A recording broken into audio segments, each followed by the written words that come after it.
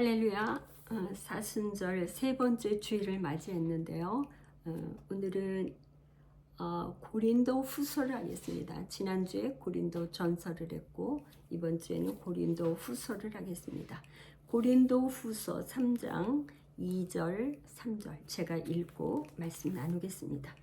너희는 우리의 편지라 우리 마음에 썼고 무사람이 알고 읽는 바라. 너희는 우리로 말미암아 나타난 그리스도의 편지니 이는 먹으로 쓴 것이 아니요 오직 살아계신 하나님의 영으로 쓴 것이며 또 돌판에 쓴 것이 아니요 오직 육의 마음판에 쓴 것이라. 아멘. 기도하겠습니다. 고마우신 하나님 아버지 감사를 드립니다. 사순절 세 번째 주일 예배를 주 앞에 올려드립니다. 세상에 돌아가는 것을 보면 주님의 재림이 얼마 남지 않은 것을 우리가 보는 듯합니다. 전쟁이 끊이지 않고 이제 혼란한 이때에 우리가 복음으로 우리의 마음을 새롭게 다짐하게 하시고 복음의 빛을 비춰서 우리가 혼란한 이때를 복음으로 이기며 살아갈 수 있는 저희들 되게 하여 주옵소서. 종의 입술에 하나님 기름을 부어 주시고 말씀의 권능을 더하여 주셔서 오늘도 말씀을 듣는 모든 이들에게 하나님의 크신 은혜가 있게 하여 주옵소서. 우리 주 예수 그리스도의 이름으로 감사하며 간절히 기도하옵나이다. 아멘. 고린도 교회는 사도 바울이 한 1년 반 동안 고린도에 머물면서 바울이 직접 세운 교회입니다. 그래서 아마 이제 AD 이 고린도 후서를 쓴 것은 고린도 교회는 사도 바울이 3번을 방문했고 고린도에 편지를 쓴 것은 4번의 편지를 썼어요. 근데 첫 번째와 세 번째 편지는 분실에 대해서 없고 이제 두 번째 편지는 고린도 전서이고 네 번째 편지가 오늘 우리가 다루게 될 고린도 후서 편지입니다. 그래서 고린도 후서 이 편지는 아마 AD 55년에서 56년경 이제 아마 마게도냐면 빌립보 거기에서 머물면서 기록한 걸로 이렇게 우리가 추정을 할 수 있습니다. 그때 당시에 이제 이렇게 사상이나 이런 걸 보면 영지주의가 많이 이렇게 만연해서 있었기 때문에 이 고린도전서 후서를 읽는 데에 그 배경을 영지주의를 조금 이해하면 이해가 쉽지 않을까 생각하는데요. 영지주의는 육체의 부활을 믿지 않아요. 그래서 쾌락주의, 금욕주의로 이렇게 추구하고 은사가 구원의 완성의 증거라고 생각을 해서 고린도 교회 많은 은사자들이 그 방언이나 이런 은사를 굉장히 중요하게 여기고 그렇게 추구하고 했었던 것이 바로 이런 영지주의 사상 때문에 그랬다는 것을 우리가 미루어 알 수 있어요. 그래서 고린도 교회의 이제 약점을 이게 지금 사도 바울이 고린도 교회에 이제 편지를 썼는데 그 고린도 교회 이 고린도 후서를 보면서 이 교회의 약점이 뭔가 하는 걸 보면 바울을 근심하게 하는 사람들이 있었다고 볼 수 있어요. 2장 5절에 가면 또 하나님의 말씀을 혼잡하게 하는 자들이 있었다. 그리고 스스로 추천서를 가지고 다니면서 자랑하는 자들이 있었어요. 그래서 사도 바울은 추천서가 없지 않느냐 이렇게 비난을 하는 그런 무리들이 있었던 거죠. 그리고 사역자들을 외모로 판단하는 이런 것이 있었어요. 그리고 또 바울에 대해서 오해하는 그런 면이 있었어요. 그리고 바울을 향하여 비난하는 자들이 있었습니다. 그리고 거짓 교사들과 그 가르침을 받아서 현혹되는 그런 일이 있었죠. 그래서 말하자면 영적으로 상당히 미성숙한 그런 사람들이 있었다. 그리고 음란과 호색이 있었다. 이것이 고린도 교회의 약점이고, 오늘 고린도 후서를 우리가 이해하는데 이제 이 약점, 이 고린도 교회가 이러한 점을 가지고 있었구나 하는 것을 머리에 염두에 두고 우리가 이제 말씀을 이렇게 생각해 보면 잘 이해가 될 줄로 믿습니다. 그럼 고린도 후서의 이 책의 중심 사상은 뭔가? 진정한 능력은 하나님께 있다. 그리스도의 능력. 그러니까 능력은 사람에게 있는 게 아니라 하나님께 있다. 진정 큰 능력은 하나님께 있다. 그래, 이 책은 왜 쓰여졌는가? 사도 바울이 이 고린도 후서를 쓰게 된 이유는 뭔가? 고린도에서 시작한 연보를 마무리하기 위해서, 또 사도 바울의 사도권을 변증하기 위해서, 그 다음에 거짓 사도들에 대한 경고, 또 방문 계획을 변경하는 거에 대해서 해명을 하기 위해서.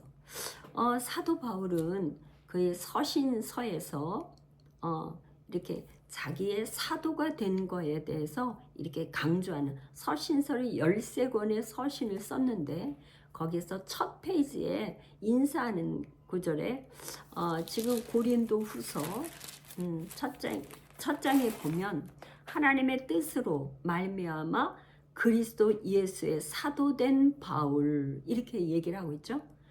이게 지금 자기가 사도 바울이 사도라는 것을 부인하는 사람들이 있기 때문에 이제 첫 페이지 1장 1절에 사도 바울은 뭐라고 인사를 하냐면, 하나님의 뜻으로 말미암아 그리스도 예수의 사도된 바울은, 이렇게 시작을 하고 있습니다. 누구의 뜻? 하나님의 뜻으로 말미암아, 내가 사도가 되고 싶어서 그런 게 아니라 하나님의 뜻으로 말미암아서 그리스도 예수의 사도가 되었다. 사도라는 건 아포스톨로스, 하나님이 보내신 자, 보냄을 받았다라는 뜻이죠. 그래서 하나님의 뜻으로 말미암아서 하나님께서 나를 보냈다, 이런 거죠, 사도는. 그래서 이제 지금 고린도 후서는 1장부터 13장까지 있는데 1장부터 6장까지는 새 언약의 일꾼의 존재, 7장부터 13장까지는 새 언약의 사역에 대해서, 이렇게 큰 주제로 나누면 1장부터 6장까지, 또 7장부터 13장까지 이렇게 나눌 수가 있어요. 또 세분해서 조금 더 나누면 사도 바울의 그 사도권에 대한 이게 변호를 하는 부분 1장부터 6장, 그 다음에 8장부터 9장까지는 연보에 대해서 중간에 있고요. 10장부터 그 13장까지는 거짓 교사들에 대한 사도 바울의 사도권을 변호하는 것이라고 이렇게 나눠서 또 이렇게 볼 수 있습니다. 이제 그러면 이 사도 바울이 1장부터 이렇게 쭉 보면 고린도 후서는 이렇게 위로라는 단어가 여러 번 나와요. 계속 위로라는 단어가 반복해서 나오고, 환난이라는 단어가 9번 나와요. 그러니까 이 지금 고린도 후서는 말하자면 위로와 환난이라는 단어를 많이 쓴 거 보면 고린도 교회의 그 성도들에게 위로 환난 가운데 위로를 주고자 하는 그런 바울의 그런 마음이 있다는 것을 우리가 짐작해 볼 수가 있겠죠. 그래서 첫 장에 1장에 8, 9, 10절에 보면, 형제들아, 우리가 아시아에서 당한 환난을 너희가 모르기를 원하지 아니하노니 힘에 겹도록 심한 고난을 당하여 살 소망까지 끊어지고 9절 우리는 우리 자신이 사형 선고를 받은 줄 알았으니 이는 우리로 자기를 의지하지 말고 오직 죽은 자를 다시 살리시는 하나님만 의지하게 하심이라. 그가 이같이 큰 사망에서 우리를 건지셨고 또 건지실 것이며 이후에도 건지시기를 그에게 바라노라. 사도 바울이 지금 아시아에서 당하는 환란을 얘기하고 있죠. 아시아에서 당한 환란하면 에베소에서의 그 소동, 그거를 지금 얘기하고 있어요. 사도 바울이 에베소에서는 특별히 3년 동안 그가 이렇게 3년 동안 그 에베소에서 날마다 성경을 가르치면서 이제 말씀을 가르치면서 어느 정도로 크게 에베소에 부흥이 일어나냐면 마술사들이 자기가 점치는 그 책을 다 불사르고 이제 하나님 앞에 돌아오는 그런 구원의 놀라운 역사가 있고 그랬어요. 그러니까 마술사들이 자기가 그 마술책을 다 불사를 정도로 거기에 그냥 큰 역사가 있었었는데 오죽하면 사도 바울이 있었던 그 앞치마 또 손수건 이런 걸 갖다 병자들한테 얹으면 병이 낫는 그런 기적과 이적과 표적이 막 나타났었어요. 그렇게 되는 반면에 이제 에베소에서 큰 소동이 일어났는데 그게 말하자면 그 은장색을 만드는 이 사람이 아데미 신전에서 말하자면 그 은장색 우상을 만들어서 팔고 그 여러 가지 그거 하는 사람들이 그걸로 인해서 많은 돈을 벌고 그 수입이 있고 그렇게 하지 않았겠어요? 그런데 이제 사도 바울이 사람이 손으로 만드는 것은 다 우상이라고 하면서 이렇게 복음을 전하니까 그 장사하는 거에 막대한 지장을 초래하고 이제 장사가 안 되게 생겼잖아요. 그러니까 이 사람이 소동을 일으켜서 이제 바울과 그 함께 있던 사람들을 잡아서 이제 에베소에서 소동을 일으켰는데 아데미 신이여 하면서 두 시간씩이나 막 소리를 지르면서 소동을 일으켰는데 이제 사도 바울이 그때를 회상하면서 얘기하는 거예요. 우리 자신이 어땠다고요? 사형 선고를 받은 것 같았다. 그러니까 이제는 죽었구나 하는 절망 가운데 있는 것처럼 그렇게 힘들었었는데 이제 사도 바울이 그런 고난과 환난을 이제 돌아보면서 고린도 교회에 편지를 쓰면서 그 환난을 해석하는 거예요. 고난이 있었던 그 고난을 해석하는데 뭐라고 하느냐? 우리로 자기를 의지하지 말고 말하자면 사도 바울이 이래 큰 기적을 일으키고 하니까 마음에 교만한 마음이 좀 쑥 올라오지 않았겠어요? 그러니까 자기를 의지하지 말고 오직 살아계신 하나님만 의지하게 하려고 하나님이 그런 저기를 일으켜 하나님이 허락하셨다. 말하자면 그 고난을 그렇게 해석하는 거예요. 우리가 어려운 일이 닥치고 고난이 있다 할지라도 그 고난이 그 이유가 뭔지 해석이 되면 우리가 감사할 수 있죠. 이거는 이 고난 이러이러한 고난은 이 배후에 사단이 나를 어떻게 하려고 하는데 그 사단의 괴계를 우리가 안다면 우리가 그거에 대해서 대항하고 이렇게 할 수 있지 않겠어요? 영적 전쟁에서 우리가 이기는 비결은 사단의 괴계를 우리가 꿰뚫어 아는 거. 꿰뚫어 알면 우리가 방어를 할 수 있고 우리가 적을 먼저 선제 공격을 할 수 있고 이렇게 할 수 있겠죠.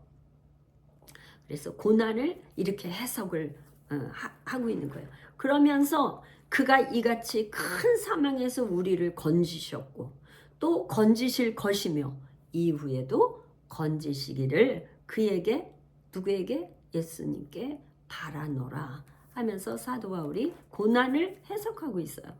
이제 그 다음에는 이제 용서 2장에 가서 이제 고린도후서 2장에 가서 용서를 얘기를 하고 있어요. 용서에 대한 그 구절은 신약에서 한 이제 많이 여러 군데 이렇게 많이 나오는데요. 한 11절 정도 나오는 걸로 보는데, 용서는 먼저 용서를 해야 용서받는다. 우리가 주기도문에도 우리가 땅에서 먼저 용서하면 하나님께서 우리를 용서해 주시고, 그러니까 그렇게 용서를 해야지만, 내가 먼저 용서해야 하나님께서 나를 용서해 주신다. 그래서 그 용서를 그렇게 하는 이유는 뭐냐? 그리스도께서 그렇게 하셨기 때문에. 그리스도께서 내가 죄인이었는데, 아직 죄인 되었을 때 나를 먼저 용서하셨거든요. 화목제물이 되셨거든요, 그분이. 그렇기 때문에 주님께서 그렇게 하셨기 때문에 내가 먼저 누구와도 내가 먼저 용서하는 거, 이것이 영적 전쟁하는 데에 큰 중요한 법칙이다. 그래서 이 지금 얘기하는 거죠. 왜 우리가 그렇게 용서를 해야 되냐? 용서는 중요한 영적 전쟁의 비결인데 뭐냐? 사단에게 속지 않기 위해서. 우리가 다른 사람과의 관계에서 용서하지 않으면, 내가 용서하지 않고 이렇게 묻고 있으면 하늘문이 닫히는 거죠. 하늘문이 닫히면 어떻게 되겠어요? 우리가 영적 전쟁에서 지는 거죠. 그래서 사단에게 속지 않게 하기 위해서 우리가 내가 먼저 용서하고, 또 이제 예수님이 그렇게 하신 거에 따라서 우리도 그렇게 하라는 거죠. 이제 3장에 가면 추천서 이야기가 나와요. 그 당시에 사도 바울은 추천서가 없다 하면서 이 거짓 교사들이 사도 바울에 대해서 비난하는 거짓 교사들이 있었어요. 그러니까 사도 바울이 그거에 대해서 얘기를 하는데, 3장에 가서 바울이 추천서가 없다고 하니까, 고린도 교회 너희는 우리의 편지다. 그러니까 너희 고린도 교회가 우리의 편지인데 굳이 추천서가 뭐가 필요하겠느냐 하면서 이제 3장 3절, 너희는 우리로 말미암아 나타난 그리스도의 편지니 이는 먹으로 쓴 것이 아니요 오직 살아계신 하나님의 영으로 쓴 것이며, 또 돌판에 쓴 게 아니고 우리의 육의 만판에 쓴 것이다. 그러면서 이제 고린도 교회의 거짓 교사들이 사도 바울이 추천서가 없는 거에 대해서 이렇게 계속 비난하는 거에 대해서 이제 얘기를 하고 있습니다. 이 3장에서 또 우리가 더 볼 수 있는 건, 3장에 우리가 새 언약의 일꾼에 대해서 얘기하고 있어. 옛 언약의 일꾼은 모세, 새 언약의 일꾼은 바울이죠. 이걸 비교해서 3장에서 이렇게 이야기하고 있습니다. 옛 언약의 일꾼인 모세는 먹으로 썼어요. 돌판에 썼죠. 그 다음에 사람에게서 난 거예요. 근데 율법 조문이고, 율법 조문은 죽이는 것이죠. 왜냐하면 율법을 하라 하지 말라 이렇게 하는 거에 대해서 이제 그거를 지키지 못할 때 사람이 죄로 인해서 죽는 거죠. 또 율법 조문은 내 직분도 영광이 있어요. 정죄의 직분도 영광이 있어요. 그렇지만 이 옛 언약, 이 일꾼은 없어질 거예요. 없어질 거. 그렇지만 새 언약의 일꾼은 뭐냐? 하나님의 영으로 쓴 것이고, 또 우리의 마음판에 쓴 것이고, 하나님께로부터 난 거예요. 또 영으로 살린, 영은 하나님의 영이요, 하나님의 영은 살리는 것이에요. 죽는 게 아니고 살리는 거. 영의 직분, 아까 율법 조문의 직분도 영광이 있다 했지만, 이 영의 직분은 더욱더 영광이 있다는 거예요. 또 의의 직분, 아까 정죄의 직분도 영광이 있지만 이 의의 직분은 영광이 더욱더 넘친다. 그래서 이 새 언약의 일꾼은 길이 있을 것이다. 그러니까 옛 언약의 일꾼은 없어질 거지만 이제 새 언약의 일꾼은 길이 있을 것이다. 그러면 새 언약의 일꾼은 왜 새 언약의 일꾼의 이 사역은 뭐냐? 주께로 인도해서 구원을 가로막는 율법은 죄를 정죄하고 이제 온전한 구원을 이루지 못해요. 율법은 초등교사예요. 그러니까 예수 그리스도께로 인도하는 초등교사인데 이 율법은 수건으로 가리워져 있는데 그 수건을 벗겨주는 것이다. 그래서 이러한 새 언약에 근거한 의의 직분자들의 특징은 뭔가? 이런 의의 직분, 이 새 언약의 일꾼의 특징은 뭐냐? 8절부터 9절까지 있는데요. 우겨쌈을 당하여도 쌓이지 아니하여, 답답한 일을 당하여도 낙심하지 아니하고, 박해를 받아도 버림받지 아니하고, 거꾸리팀을 당하여도 망하지 아니해요. 어떻게 이렇게 할 수 있을까요? 어떻게 이런 특권을 누릴 수 있을까요? 그것은 7절, 우리 7절에 보면 우리가 이 보배를 질그릇에 가졌으니 이는 심히 큰 능력은 하나님께 있고 우리에게 있지 아니함을 알게 하려 함이라. 4장 7절에 이 말씀이 우리에게 다시 한번 제가 읽어볼까요? 우리가 이 보배를 질그릇에 가졌으니 이는 심히 큰 능력은 하나님께 있고 우리에게 있지 아니함을 알게 하려 합니다. 그러니까 새 언약의 일꾼은 우겨쌈을 환경의 모든 걸로 우겨쌈을 당해도 쌓이질 않아요. 답답한 일을 당하여도 낙심하지 않고 박해를 받아도 버림받지 아니하고 거꾸리됨을 당하여도 망하지 않은 게 새 언약의 일꾼입니다. 자, 그러면 이제 5장으로 가면 땅에 있는 장막집과 이제 하늘에 있는 장막집이 이렇게 대조를 이루어서 있어요. 땅에 있는 장막집이 무너지면 5장에 땅에 있는 우리의 장막집이 무너지면 하나님께서 지으신 집 곧 손으로 지은 것이 아니고 하늘의 영원한 집이 우리에게 있는 줄 아노라. 그러니까 하늘에 있는 집, 땅에 있는 집을 비교해서 이렇게 얘기를 하고 있는데 땅에 있는 집은 뭐냐? 이 땅에서는 하늘로부터 오는 우리의 처소를 간절히 덧입게 하기 위해서 땅에 있는 집이 있어요. 근데 이 장막은 우리가 짐진 것 같이 날마다 탄식해요. 또 벗는 것이 아니고 하늘에 있는 장막을 덧입게 하기 위해서 이제 땅에 있는 장막이 있어요. 근데 이거는 죽어요. 죽을 것이에요.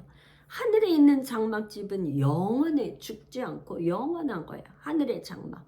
그리고 하나님께서 지으신 집이에요. 그리고 손으로 지은 게 아니에요. 하늘에 있는 장막집은 하늘로부터 온 우리의 처소예요.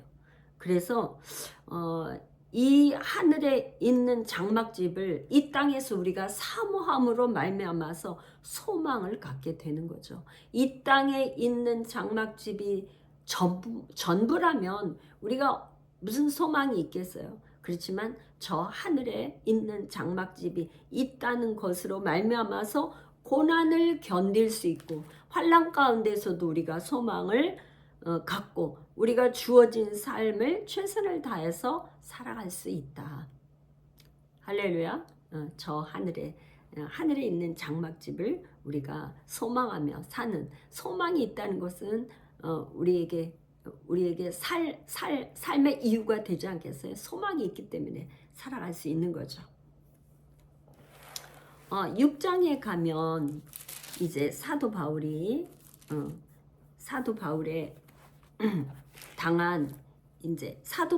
당한 고난이 고린도 후서 4장부터 6장, 11장에 쭉 나오는 고린도 후서에는 사도 바울이 특별히 그가 고난당한 그 고난에 대해서 아주 가장 많이 고린도 후서에 나와 있어요. 근데 고린도 후서 지금 11장, 4장, 6장, 11장인데 다 읽지 않고 11장만 한번 제가 11장 23절에서 28절까지 제가 한번 읽어보겠습니다. 그들이 그리스도의 일꾼이냐 정신없는 말을 하거니와 나는 더욱 그러하도다. 내가 수고를 넘치도록 하고 옥에 갇히기도 더 많이 하고 매도 수없이 맞고 여러 번 죽을 뻔하였으니 유대인들에게 40에서 하나 감한 매를 5번 맞았으며 3번 태장으로 맞고 1번 돌로 맞고 3번 파선하고 일주야를 깊은 바다에 지냈으며 여러 번 여행하면서 강의 위험과 강도의 위험과 동족의 위험과 이방인의 위험과 신의 위험과 광야의 위험과 바다의 위험과 거짓 형제 중에 위험을 당하고 또 수고하며 애쓰고 여러 번 자지 못하고 줄이며 목마르고 여러 번 굶고 춥고 헐벗어노라. 이 외의 일은 고사하고 아직도 날마다 내 속에 눌리는 일이 있으니 곧 모든 교회를 위하여 염려하는 것이라. 왜 이렇게 사도 바울이 고난을 당했을까요? 복음을 전하기 위해서죠. 복음 전하기. 우리는 지금 이 사도 바울이 겪은 이 고난 중에 한 가지만 겪는다 해도 우리는 정말 견딜 수 없죠. 어떻게? 유대인들에게 40에서 감암 한 대 감암, 그러니까 39대잖아요. 감암에 5번을 맞았대요.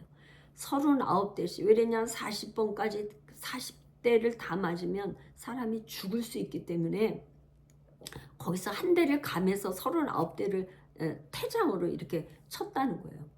그거를 5번씩. 왜?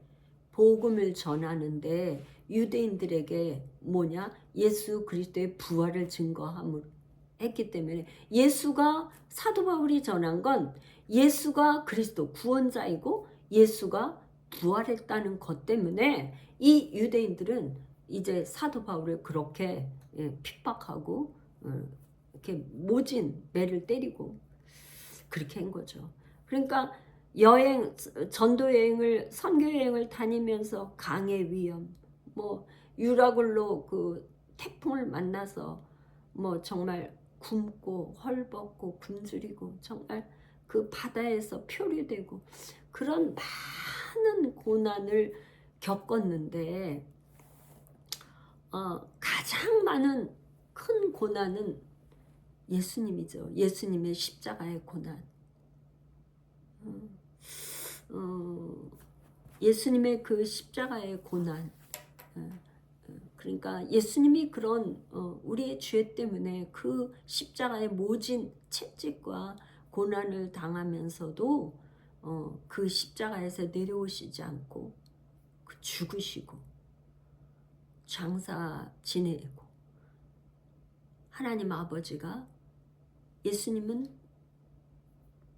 죄가 없음을 증명하기 위해서 살려주셨잖아요. 부활하지 않았으면 죄가 있다는 것은 죽음이잖아요. 죄는 이퀄 죽음이에요. 근데 예수님은 죄가 없다는 것을 증명하기 위해서 하나님 아버지가 예수님을 살려주셨어요.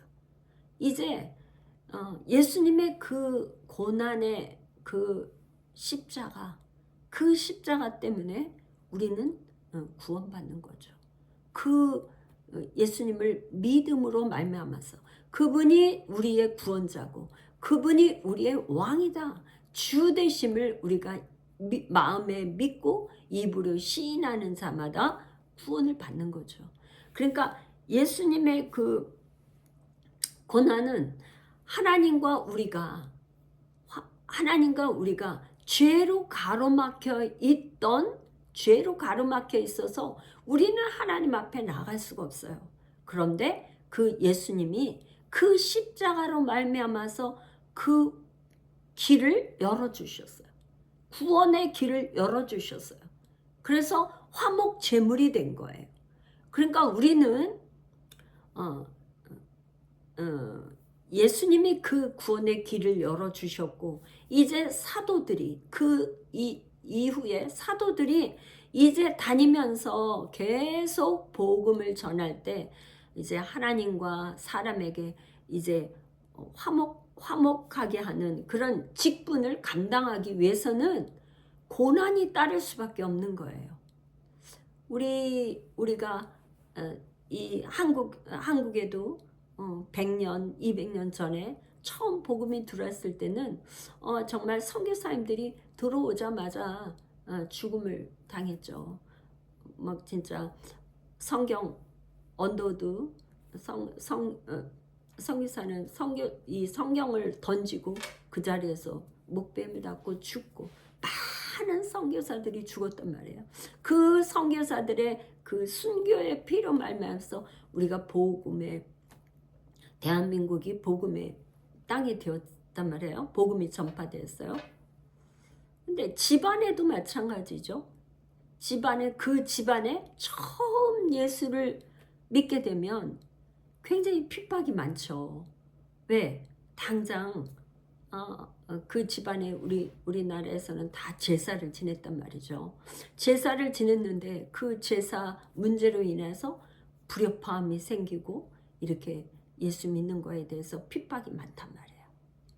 그런데 그런 핍박을 감당하고 그 집안이 복음화가 되는 데에는 희생자가 있는 거죠.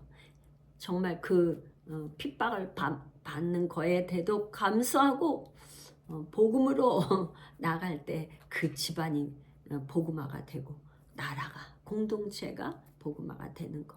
그러니까 고난의 삶, 화목하게 하는 직분을 감당한다는 것은 고난의 삶이다. 이것은 정말 그리스도의 고난이고 우리 믿는 자들의 고난이다. 그 다음에 이제 사도 바울과 11장에 가면 또 사도 바울과 거짓 교사들을 비교해서 이렇게 사도 바울이 이제 쓰고 있는데요. 지금 사도 바울과 거짓 교사가 어떻게 다른가? 거짓 교사들은요, 사람의 열심, 인간적인 열심을 가지고 한 거죠. 그리고 하와처럼 미혹을 해. 그리고 그들은 마음이 이미 부패한 자고 예수를 전하는 게 아니라 다른 예수를 전하는 거예요. 그리고 하나님의 성령, 영이 아니라 다른 영을 전하는 거예요. 그래서 다른 복음, 다른 영, 다른 예수를 전하는 거예요. 이게 거짓 교사였어요. 바울은 어땠느냐? 하나님의 열심으로, 자기 열심이 아니라 하나님의 열심으로 또 정결한 처녀로 중매를 함이라. 정결한 처녀, 깨끗함, 그리고 진실함과 깨끗함을 했어요. 부패되지 않았어요. 그리고 사도 바울은 오직 예수를 전하고 오직 예수의 영, 성령을 전했고 복음을 전한 거죠. 복음, 굿뉴스, 유앙겔리온, 이거는 오직 예수를 증거하는 거죠. 예수님이 구원자이고 예수님의 부활을 증거한, 이게 사도 바울과 거짓 교사들의 이 차이가 있는 거예요. 그러면 거짓 교사들의 이 정체는 뭐냐? 거짓 사도인데 이들은 속이는 일꾼이고 그리스도의 사도를 가장해서 천사처럼 사단이 말하자면 의의 일꾼인 것처럼 가장하고 온 거짓 교사들이죠. 그래서 이 거짓 교사들은 이제 슬그머니 들어와서 이제 어떻게 했냐면 오히려 바울이 복음을 전해서 세운 고린도 교회에 슬그머니 들어와서 바울을 비난했어요. 그러면서 바울을 어떻게 비난을 했느냐? 바울은 대면하면 유순한데 떠나 있으면 담대하다. 그리고 육신을 따라서 행하는 자다. 바울은 외모가 형편없다. 외모를 가지고 말했어요. 사실은 바울이 키도 작고 대머리에 매부리 코에 외모가 굉장히 볼품이 없는 그런 사람이었다고 그래요. 전승에 내려오는 걸로 보면. 그런데 이제 그 외모와 복음 전하는 거하고는 뭔 관계 있어요. 근데 여기 고린도 교회 저기는 뭐냐? 외모를 굉장히 중요시하는 그 사람들의 그런 생각을 가지고 있었어요. 그리고 또 사도 바울을 이렇게 비난하는 거짓 교사들은 뭐라 그랬냐면 편지 그러니까 사도 바울이 이게 서신서를 보면 글을 굉장히 잘 쓰잖아요. 그런데 말에 좀 어눌했던 것 같아요.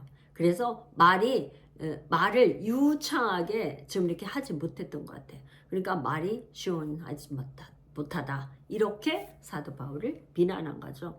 그리고 남의 수고를 가지고 자랑한다. 이렇게 사도 바울을 이렇게 비난하고 조롱하고 이렇게 거짓 교사들이 그렇게 했었던 거예요.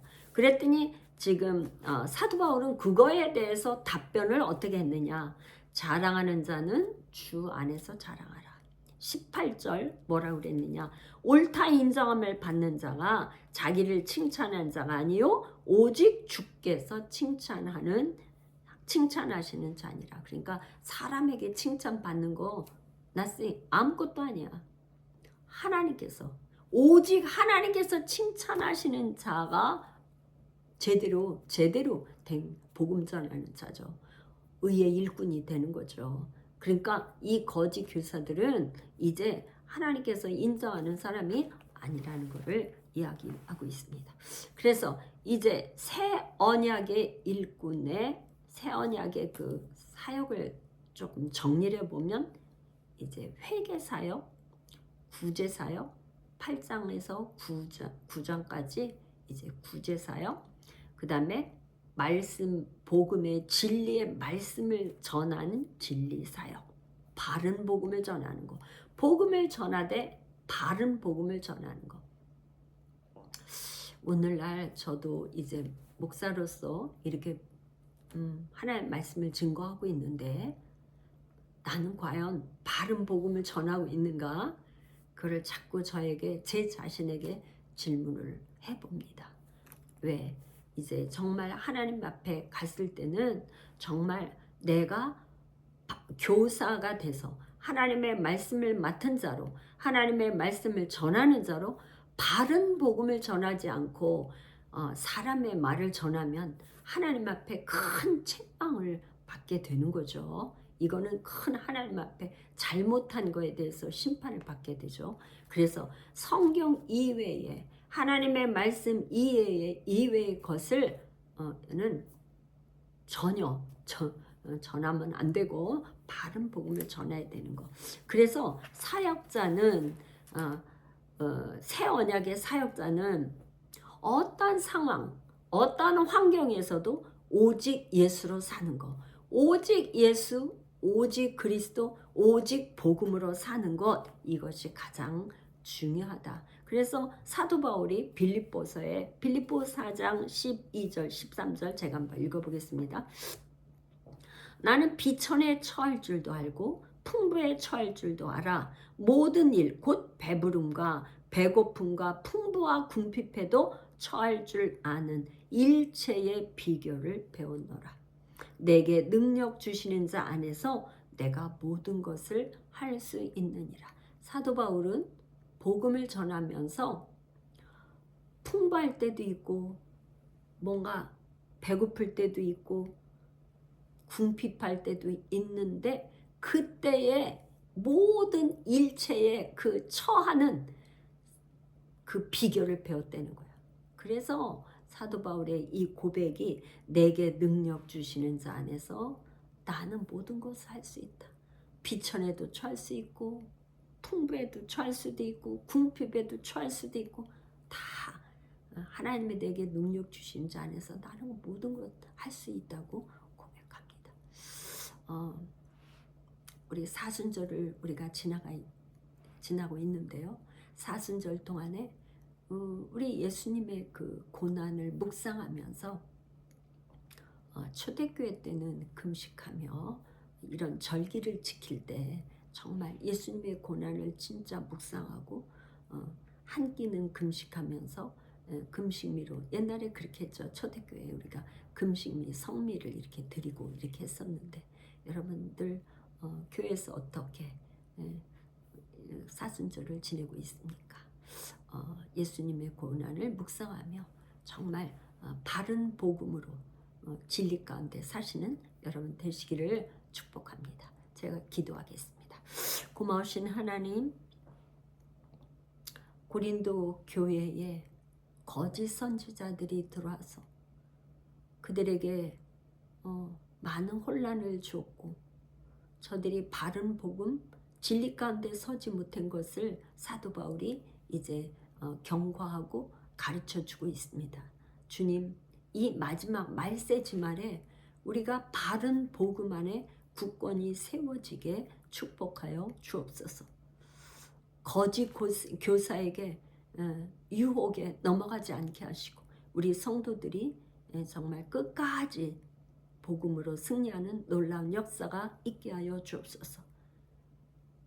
곳곳에 이 전쟁으로 인해서 많은 생명들 사람이 죽어가고 있는데 하나님 전쟁이 더 확산되지 않도록 하나님께서 은혜를 베풀어 주시고 하나님 빨리 전쟁이 끝날 수 있도록 종식될 수 있도록 중동의 평화를 허락하여 주옵소서.